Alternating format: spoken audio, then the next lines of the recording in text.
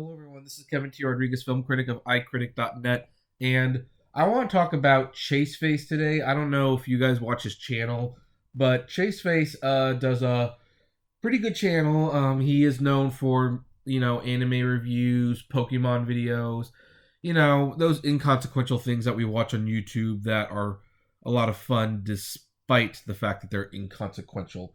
But I was introduced to ChaseFace, as a lot of people probably were, by his series Sonic What Happened, where basically we was looking at the Sonic the Hedgehog games, and he was kind of going to determine what happened to the series.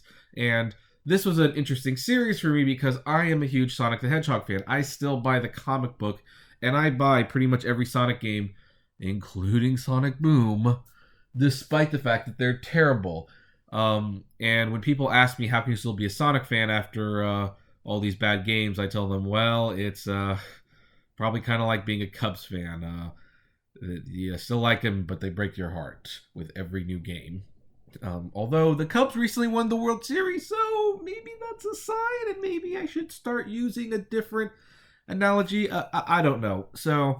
But anyway, in an off-the-cuff video that was not scripted, and for the record, this one's off-the-cuff and not scripted as well, he pretty much said that he was canceling the series because he just got burnt out. Not by making the videos, but basically by the fans pestering him about making the videos. Like, every time he'd make a video, it's like, hey, where's the next Sonic video? Where's the next Sonic video? And he would just go on, and he couldn't take it anymore after a while, and he just... he was kind of like, I can't do it. I'm making all these new stuff. I don't necessarily... It's like, look, I'll get to it eventually, but please, give me a break. And people wouldn't give him a break. And so now, he said, you know what, finally, screw it. I'm done. Look, I'm sorry if you're a regular fan who hasn't been pestering me this whole time, but I can't do it anymore.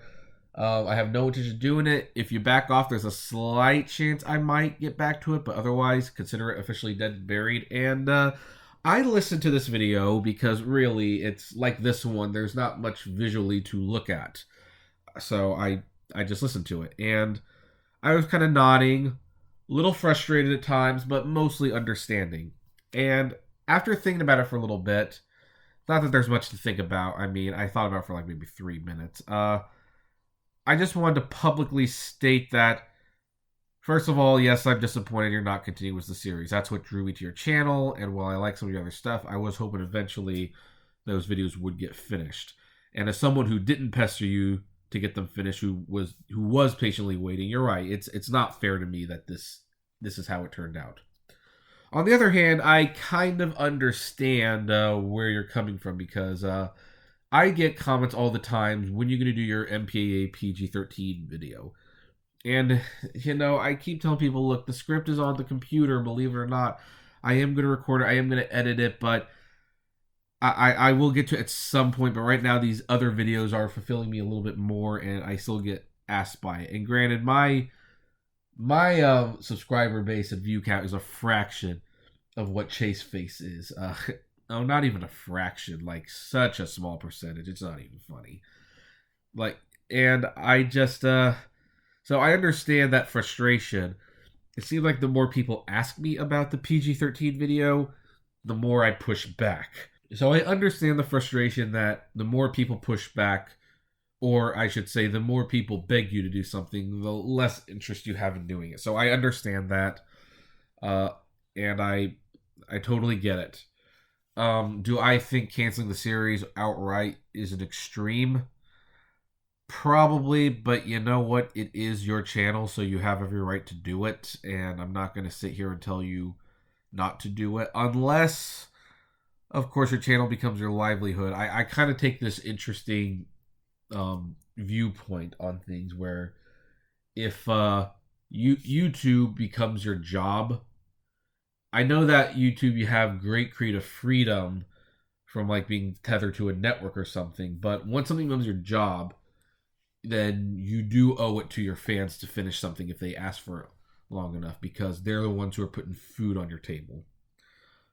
But ultimately, you have enough creative freedom that you can say no, and I understand that. So, obviously, you've made your choice, and my opinion is different. I am not making enough money off this YouTube channel officially to where the PG-13 video is becoming like a life necessity. But if it got to that point, then I would grit my teeth and make the PG-13 video, and then eventually the R and the NC-17 videos, because if people start putting food on my table through YouTube, then I do owe them. But this wasn't just a response to ChaseFace. In fact, my opinion of that is pretty much, disappointing, but hey, your channel, and I like some of your other stuff anyway, and I was waiting patiently, so I guess I will continue to wait patiently and hope that you change your mind at some point. But I do think this can also serve as a greater lesson to the fans, where it's like, you know what, if the creator has said, guys, I need time, I need space, stop bugging me about it, then you do need to respect that comment, because they are people. YouTubers were not prepared for celebrity. They weren't prepared for the onslaught of comments they were going to get. I've always been fat, and I've always known that, but nothing can prepare you for a bunch of random people telling you that you have a messed up face, or that your voice is terrible, or that you need to lose some weight. Nothing can prepare you for that. And Sonic fans, I know we can be pretty intrusive sometimes. I remember years ago when I was at a Sacramento comic convention, and I met Ron Lim, who did artwork for Sonic the Hedgehog comics for a while, and he was largely hated because he screwed up the images so thoroughly. But he did it, and I went up and I asked him so many questions that I just burnt him out in probably 6 minutes. So I know how obtrusive we can get. So maybe as Sonic fans, we can take this as a lesson that, hey, you know what? I mean, I know there's a phrase that the squeaky wheel gets attention, but sometimes the attention we get is the wheel gets its tire replaced altogether.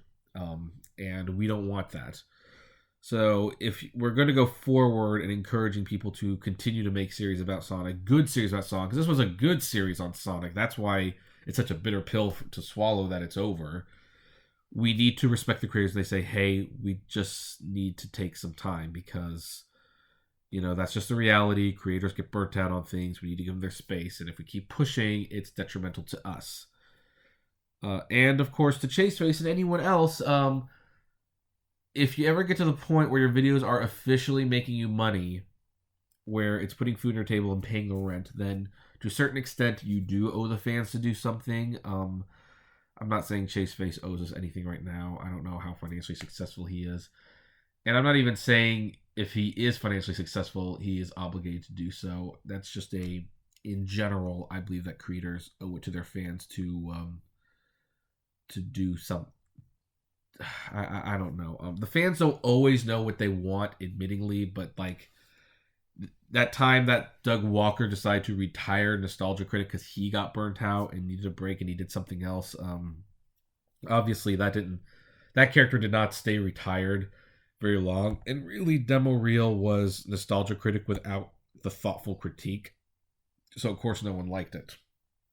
That's, I think, why people watch Nostalgia Critic. Is it funny?